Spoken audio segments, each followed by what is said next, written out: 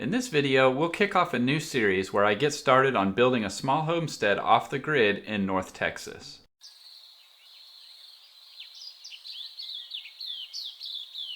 For those who may watch this and are not a subscriber or familiar with my channel, I just rebranded to refocus the content around self-reliance topics. One of those topics related to self-reliance will be homesteading and off-grid living. I recently got divorced and now have the freedom to purchase some land off the grid and start to put all the things that I've learned in the last 12 years into practical use. This video series will attempt to take you along on the first part of my journey, which is buying some land and getting ready to build a permanent home. And I'm going to try to show you all of the real-world information as we go. I'm not going to hide anything or polish anything.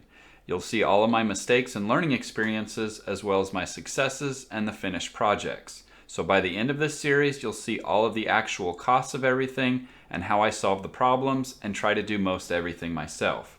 Hopefully it will be interesting, entertaining, and educational for you. I've been looking at land to purchase in the Dallas-Fort Worth area for several years, so I have a pretty good idea of what's available out there.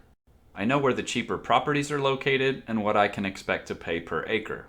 This information has been critical for me now that I can pull the trigger and actually buy some land instead of just window shopping. So first, let's talk about the goals for this property and the criteria that I'm looking for. Now, I've wanted to move out to a rural area for most of my adult life. I grew up in the suburbs of Oklahoma City, and now living in Dallas the last 12 years has only fueled that fire to get away from all the hustle and bustle and enjoy a quieter, cleaner, and more peaceful way of life. I want to be able to work more with my bare hands and tools and less with a computer and email and Zoom meetings. I want to decrease my living expenses and uncomplicate and reprioritize life a little bit. And I want a better life for my kids where they can have more freedoms, enjoy the outdoors, and learn the value of hard work. Now, I know that it won't be all sunshine and rainbows like these B-roll video clips are showing. I'm prepared for some incredibly hard work, some sacrifices in comfort and convenience, and a lot of delayed gratification and patience.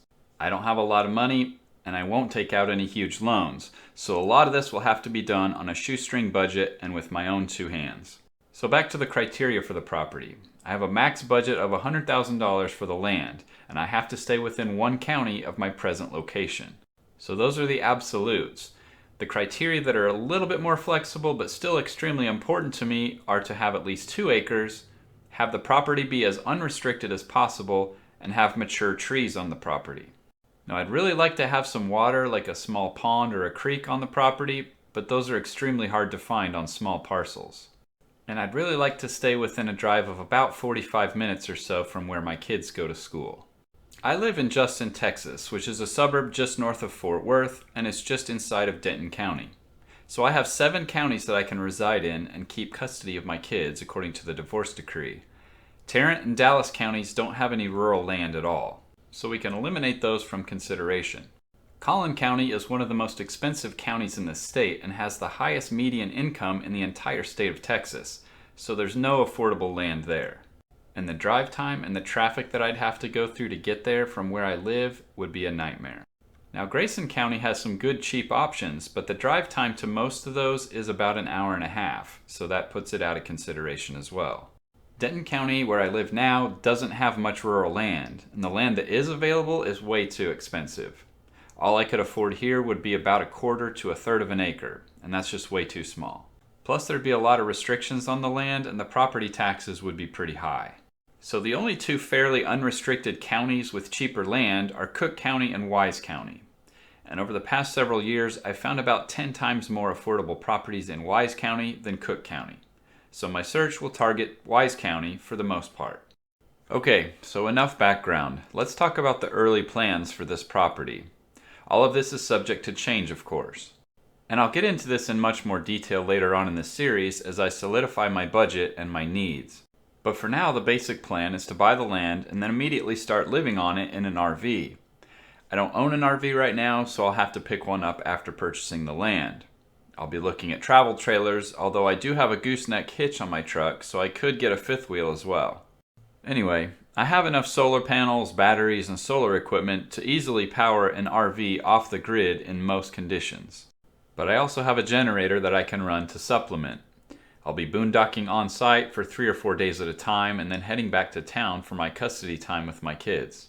During my time on the property, I'll be able to clear and grade the land, build a driveway, prepare a home site, dig a well, install a septic system, and probably 100 other things that'll come up. Now obviously I won't be able to do every single thing myself, but I'll do most of it. And eventually, hopefully within about 9 months, I'll start to build a house on the property. But that's further down the line. For now, the goals are to live off the grid, decrease expenses, slow life down, and get a better situation for my kids. And to do that, we're going to find and buy some land, buy an RV, boondock there 3 or 4 days a week, and start to work the land.